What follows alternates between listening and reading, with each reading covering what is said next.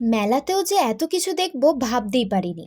High, আজকে বিকেল বিকেল চলে গেছিলাম একটা মেলায়। মেলার লোকেশনটা ভিডিওর এন্ডে বলছি। তার আগে বলি, মেলায় গেলেই বেশ ছোটবেলার কথা মনে পড়ে না?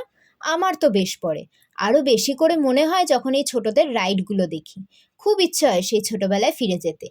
এখানে বিভিন্ন রকমের রাইডের পাশাপাশি আরও অনেক কিছু পেয়ে যাবে, যেমন জামা কাপড় থেকে শুরু করে বেশ সুন্দর সুন্দর দেখতে কাঁচের বোল, প্লেট।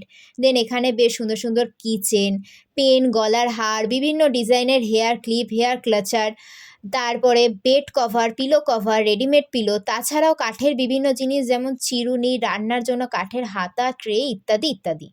তাছাড়াও এখানে অনেক খাবারের স্টল পেয়ে যাবে, ফুচকা থেকে শুরু করে পাপড়ি চাট, মোমো, রোল, আইসক্রিম, আরও অনেক কিছু।